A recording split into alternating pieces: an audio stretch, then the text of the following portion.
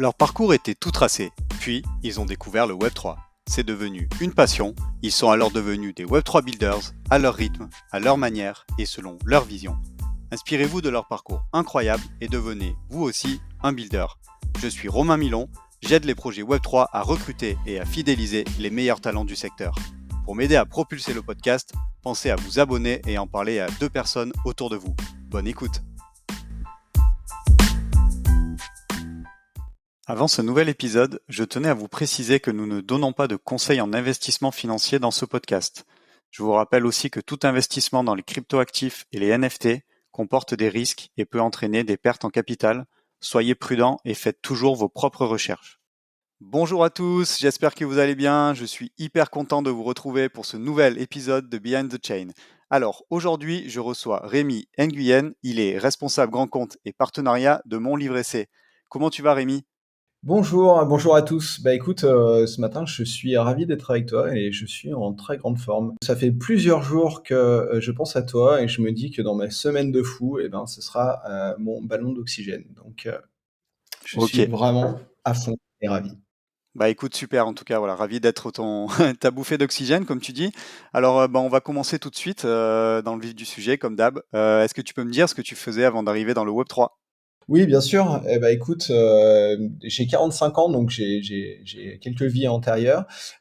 J'ai commencé dans la finance, j'ai été, gérant de portefeuille et puis après j'ai été banquier privé pendant, une douzaine d'années, pour des banques françaises et j'ai eu la chance d'accompagner des dirigeants d'entreprise pendant ces 12 années et ça m'a donné vraiment l'envie de créer, moi-même ma boîte et du coup en 2013, j'ai, franchi le Rubicon et j'ai monté ma première boîte qui faisait pas du tout de la finance puisque je faisais de la restauration en entreprise. Et au fil des expériences, j'ai fini par partir au Vietnam pendant 4 ans où j'ai monté un SaaS de gestion de l'information produit pour le retail. Et voilà, et du coup j'ai eu 20 ans d'expérience, 10 dans la banque, 10 dans l'entrepreneuriat, grosso modo. Bah, merci pour cette première présentation. Alors, est-ce que tu peux nous dire comment tu as fait ta rencontre avec le Web3 ? Comment ça s'est passé ce premier contact ?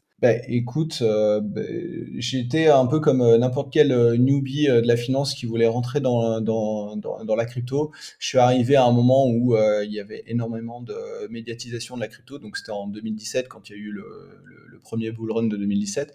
Donc, en gros, j'ai commencé à m'y intéresser, de manière un peu greedy et un peu stupide.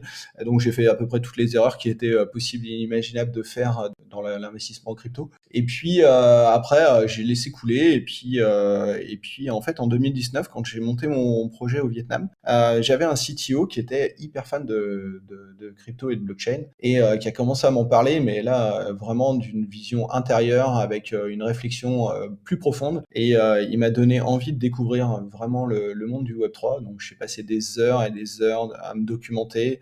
Et comme la plupart des gens, plus on comprend, plus on devient fan et passionné, et plus on comprend que ça va changer en fait fondamentalement nos vies dans les prochaines années. Tu nous partagerais une boulette ou une grosse erreur que tu as fait en tant qu'investisseur newbie, voilà. Est-ce qu'il y en a une que tu nous partagerais pour éviter que d'autres la reproduisent ? Bah, déjà, je pense que, la plupart du temps, on investit, juste parce que enfin, ça arrive assez régulièrement d'investir, parce qu'on a un ami ou une connaissance qui nous a dit: «Oh là là, ce projet est absolument super, tu devrais y aller» et cetera. Et donc, du coup, tu fais banco alors que tu n'as compris, ni les fondamentaux s'il y en avait, ni, si, il y avait une structure, une bonne équipe et si ça changeait le marché. Enfin, en gros, est-ce qu'il y a une vraie proposition de valeur derrière? Et donc, comme tout le monde, j'ai investi dans les trucs dont on m'avait parlé et j'ai perdu une grande partie de mes fonds. Alors heureusement, j'avais pas mis beaucoup à l'époque. Et après, on s'enterre. Finalement, la psychologie, c'est aussi de dire ah quand tout va bien, on est à fond, et puis quand les marchés commencent à aller moins bien, finalement, on est tétanisé et on n'agit plus. Et ça, c'est par manque de connaissance déjà de la classe d'actifs, mais c'est aussi un manque de sa propre connaissance de son acceptation du risque. Et malgré des années de banque à interroger tous mes clients sur quelle est votre perception du risque et essayer de la comprendre, bah, finalement, j'étais aussi le cordonnier mal chaussé et je savais pas moi-même quel était mon niveau de risque acceptable.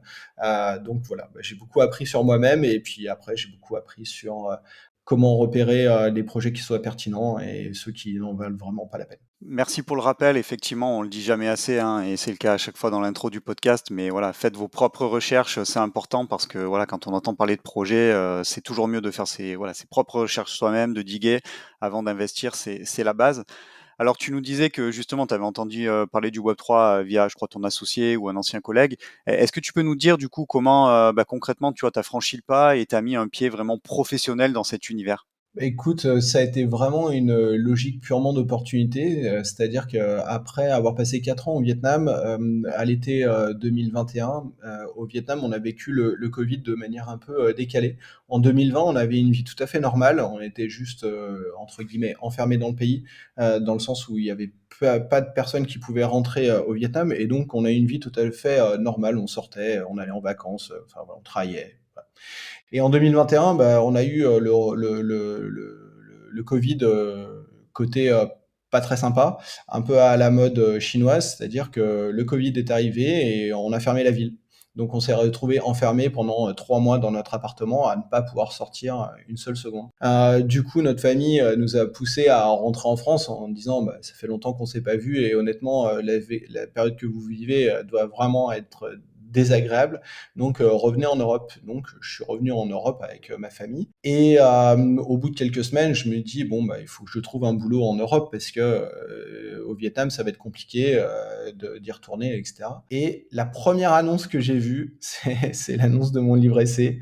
Et je me suis dit, bah, en fait, c'est assez incroyable. Ça correspond à 100% à ce que j'aimerais faire, hein, retourner dans la finance, mais retourner dans la finance d'une manière différente, donc en travaillant, si possible, dans la crypto et le Web3. Et on a commencé à discuter. Et bah, en fait, c'est devenu une évidence, autant pour Mathieu et Roméo, qui ont cofondé mon livre essai, que pour moi. Et naturellement, bah, je suis arrivé chez mon livre essai en février 2022.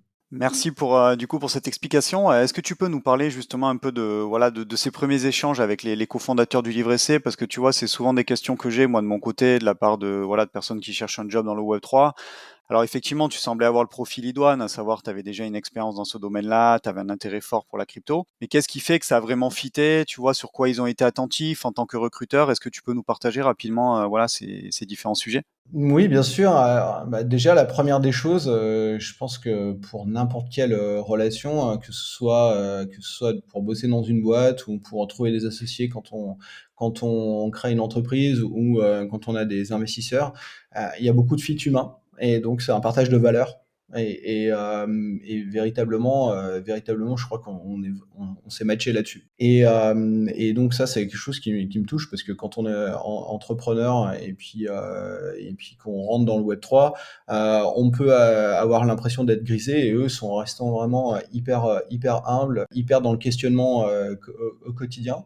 Et à côté de ça, ils avaient une vision qui était très claire sur la démocratisation de la crypto, comment apporter cette nouvelle classe d'actifs au grand public.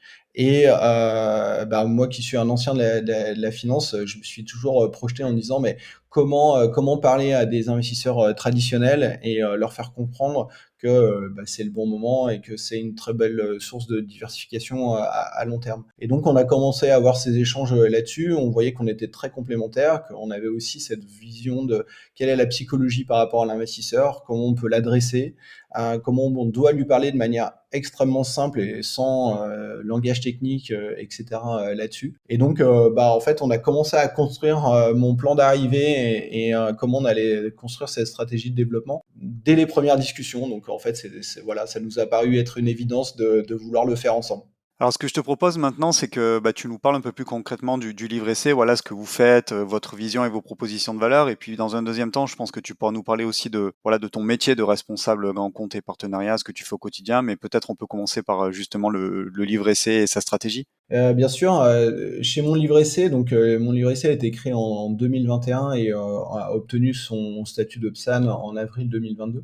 Au départ, l'idée des 2 fondateurs, c'était, d'offrir un livret d'épargne, en crypto au grand public, qui était, totalement digitalisé et cetera. Et à côté de ça, à l'intérieur des différents investisseurs, qui étaient venus et qui avaient suivi, Roméo et Mathieu, dans l'aventure, il y avait des gens qui avaient une certaine surface financière et au final, ils ont commencé à gérer des portefeuilles pour eux. Et on s'est rendu compte, enfin ils se sont rendus compte et après on a creusé là-dessus que finalement la demande de la clientèle patrimoniale était assez importante là-dessus. Et on a fait un switch dans le courant de l'été de 2022 en abandonnant l'idée d'aller proposer juste un livret d'épargne pour se focaliser sur de la gestion de portefeuille sous mandat en actifs numériques. Pourquoi on a fait ça? On a fait ça parce que en fait, c'est un chaînon qui était manquant où, aujourd'hui il y a encore très peu d'acteurs qui font de la gestion sous mandat pour les actifs numériques. Et étant donné qu'on avait justement cette double culture de personnes qui venaient plutôt du Web3 et de la crypto et de mon côté, moi qui venais de la finance traditionnelle, ainsi que nos gérants sur la partie stablecoin ou sur la partie token, qui eux-mêmes avaient aussi des cultures qui étaient vraiment différentes. Certains venaient, enfin un vient du trading et de la gestion de fonds, et l'autre est au contraire un ingé tech crypto. Du coup, le mix de tout ça, c'était de dire, on a une myriade de connaissances différentes et tous une vision identique. Et comment on peut créer un produit qui matche avec les exigences de la finance traditionnelle et en même temps qui soit capable d'utiliser les avantages et les nouveautés en fait de l'investissement en crypto. Et donc, partant de tout ça, on s'est focalisé sur le fait de faire uniquement de la gestion sous mandat.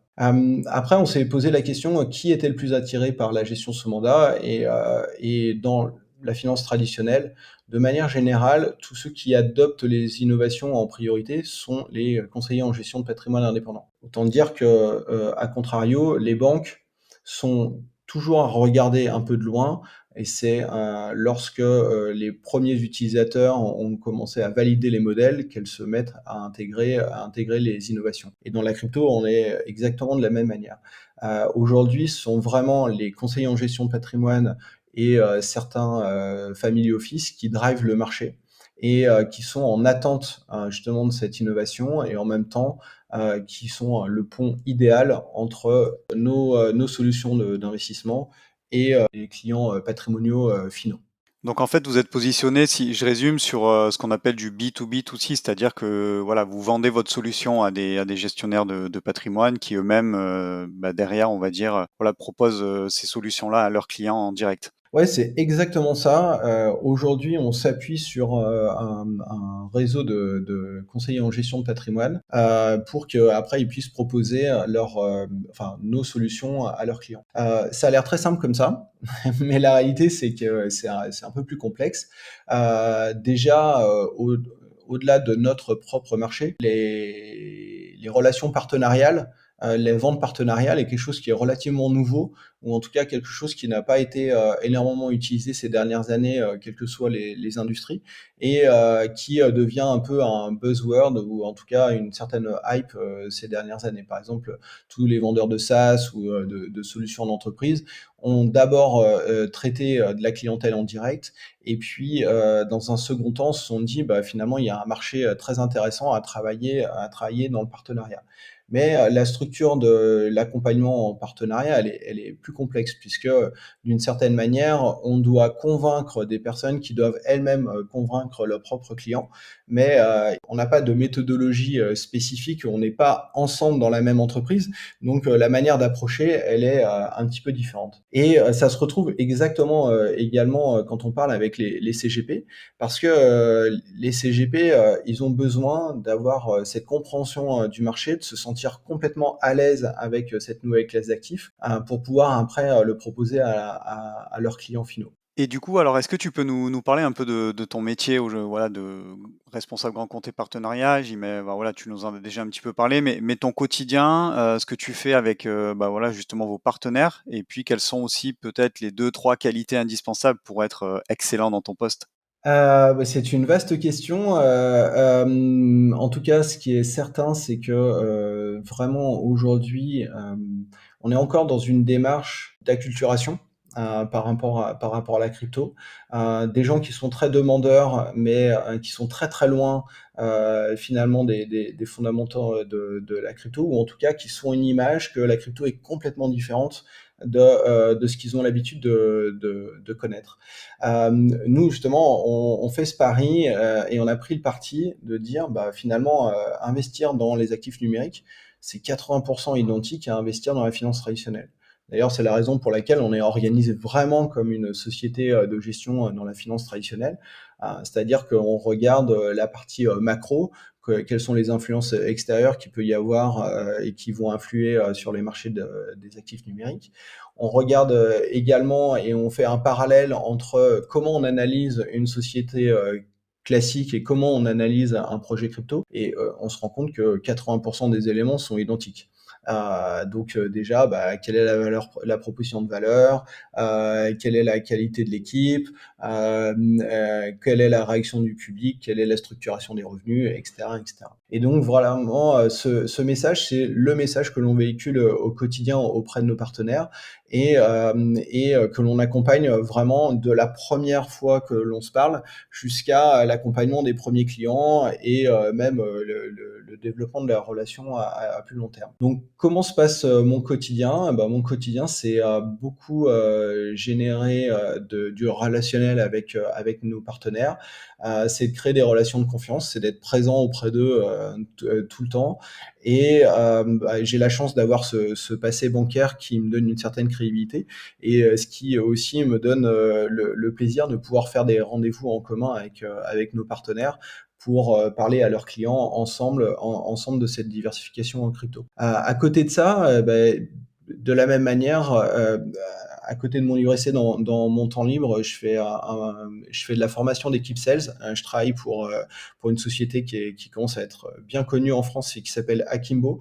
Et bah, du coup, moi, j'applique la même chose, en fait, auprès de mon équipe, en continuant de les former, régulièrement, en montrant l'exemple, moi-même, et en étant hands-on, en étant vraiment, les mains dans le cambouis, et d'être, au plus proche au quotidien avec nos partenaires, et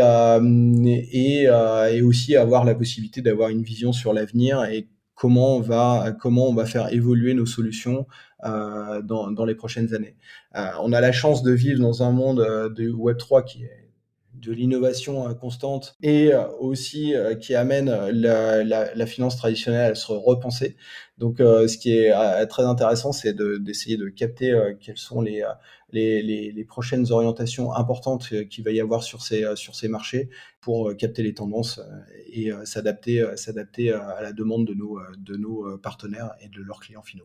Alors j'ai une dernière question sur mon livret C. Quand je suis client final, on va dire, voilà, je suis client d'un, on va dire, conseiller en gestion de patrimoine qui utilise vos solutions, est-ce que vous êtes en marque blanche, ou est-ce que le client final sait que ce sont les solutions de mon livret C qui sont utilisées? Ah, c'est une excellente question. Aujourd'hui, on travaille, en partage de marque. Donc, oui, les clients, savent que c'est mon livret C. C'est un choix, clair, puisque aujourd'hui notre volonté, c'est de s'inscrire, durablement dans le paysage français des gestionnaires d'actifs sur cette classe d'actifs, des actifs numériques. Et bah, en fait, on reprend, ce qui s'est fait, dans le marché de la gestion, d'actifs, et des OPCVM. Et finalement, ça rassure les clients, d'avoir un nom. Ça qualifie, en fait, ça ajuste, la qualité ou la différenciation dans la gestion, d'avoir aussi un nom. En fait, très peu de conseillers ou de groupements de CGP nous demandent de travailler en marque blanche. D'ailleurs, aucun n'a demandé de travailler en marque blanche. Aujourd'hui, on crée des produits également qui vont être distribués spécifiquement auprès de groupements de CGP, par exemple, où ils nous demandent des produits un peu spécifiques. Mais à chaque fois, on va coller les deux noms, du nom du groupement et le nom de mon livret C à côté. Merci beaucoup pour les précisions. Alors maintenant, je te propose qu'on passe sur une dernière partie du podcast un peu plus personnelle, on va dire. Est-ce que tu pourrais me dire, toi, voilà, ce qui te fait kiffer au quotidien dans cet univers Web3, ou si je dois reformuler, voilà, qu'est-ce qui te rend fier d'y contribuer au quotidien? Fier, je sais pas comment vraiment traiter la question de la fierté, mais je dirais surtout que aujourd'hui, ce qui me fait vraiment kiffer dans le Web3, c'est qu'en fait, on est toujours dans une innovation constante. Et s'il y a quelque chose qui me caractérise, c'est que je suis curieux de nature et qu'en fait, le Web3 alimente ma curiosité au quotidien. Ce que j'aime également dans le Web3, c'est vraiment l'idée que je vais rencontrer des gens qui vont me proposer des nouvelles idées, que je vais être obligé d'intégrer et qui vont m'amener à avoir une remise en question même de ce que je pense profondément. Et c'est ça que je trouve hyper intéressant, c'est la courbe du changement, elle est constante avec l'univers du Web3. Et c'est vraiment ça que je kiffe le plus au quotidien. Alors justement, c'est quoi la tendance ou la thématique en ce moment qui attire particulièrement ton attention dans le Web3? Voilà, qu'est-ce que tu suis de près? J'ai plein de thématiques qui m'intéressent, mais je pense qu'il y en a une qui est aujourd'hui la principale barrière à l'investissement par le grand public de manière simple. Si on regarde aujourd'hui comment investir dans les actifs numériques, plein de gens ont des freins et même des gens qui bossent dans la tech ou qui ont déjà l'habitude d'avoir ce type de mécanisme parce que tout simplement, vous faites une erreur, il n'y a pas de filet de sécurité.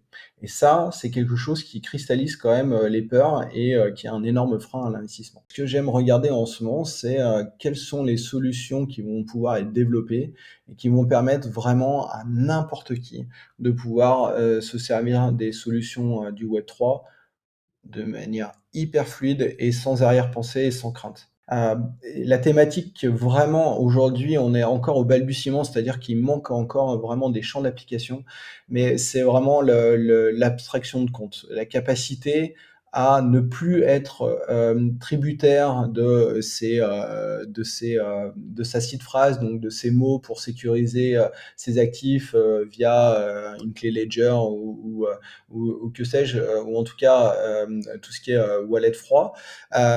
Mais qu'est-ce qui va permettre demain, quels sont les projets qui vont permettre d'avoir une expérience client, une expérience utilisateur qui va être hyper fluide et qui va faire que les gens vont presque oublier qu'ils ont comme socle le Web3 ou les actifs numériques, mais que ça va devenir aussi naturel que d'utiliser une app sur son téléphone mobile sans avoir la moindre crainte.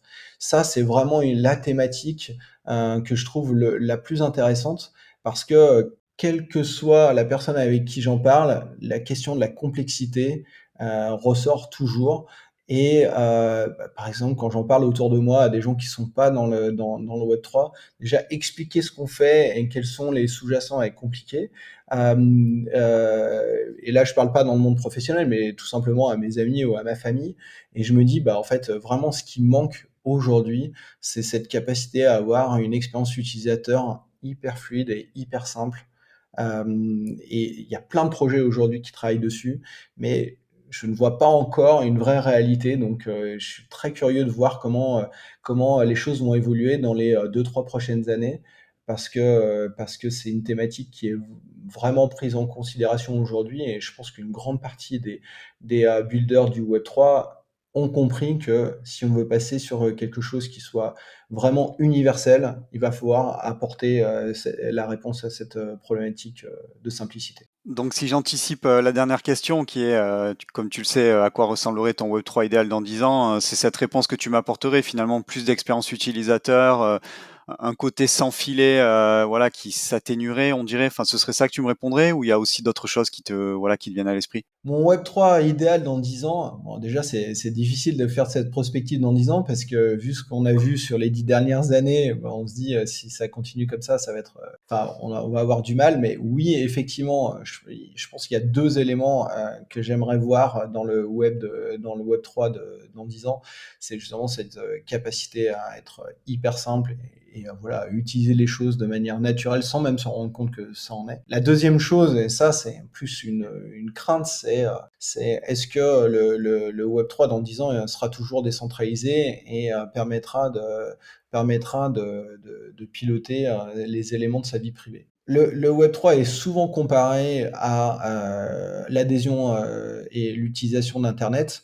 On parle des courbes d'adoption et on fait le comparatif pour expliquer que c'est la nouvelle tendance pour les prochaines années. Ok, certes. Mais en fait, ce que je vois, c'est qu'entre les années 2000 et les années 2020, en fait, le web, il a plus du tout le spirit qu'il avait au départ. Il a plus les valeurs qu'il avait au départ. Aujourd'hui, la plupart de nos informations sont détenues par des sociétés qui sont très fortes dans le web 2, qui utilisent nos informations à nos dépens et finalement qui lisent en nous à livre ouvert. Il y a un truc qui m'avait toujours marqué, c'est vous faites 200 interactions avec Facebook et Facebook a une meilleure connaissance de vous-même que vous. C'est quand même un truc qui est super inquiétant et je suis certain que de toute manière, les grosses entreprises aujourd'hui vont vouloir s'accaparer le Web3 dans les prochaines années. Donc, quelle va être notre capacité à défendre ce modèle de décentralisation et cette protection de la vie privée? J'ai des espoirs, mais j'ai aussi beaucoup de craintes là-dessus. Peut-être que les deux mondes vont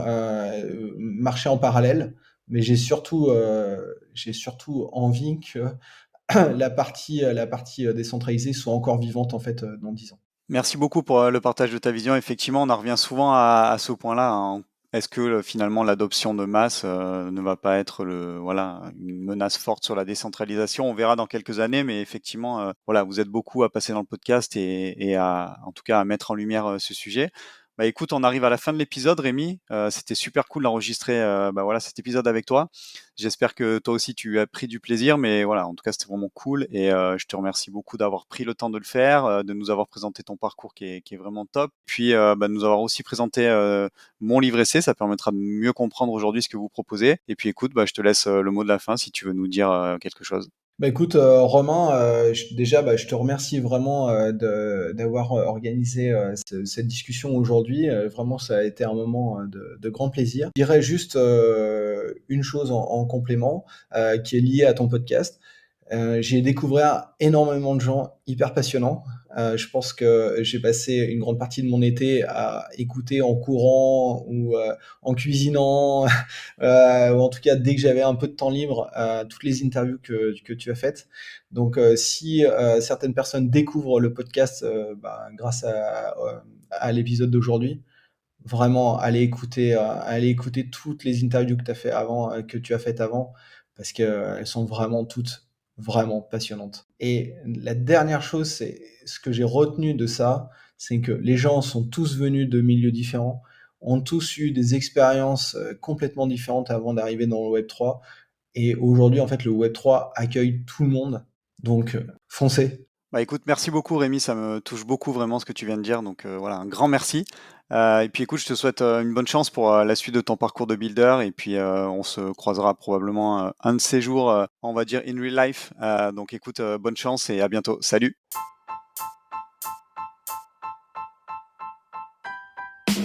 Merci d'avoir écouté cet épisode jusqu'au bout. Pour m'aider à propulser ce podcast, je vous invite à me laisser la meilleure note possible ainsi qu'un commentaire sympa. À très vite pour découvrir un nouveau talent du Web3.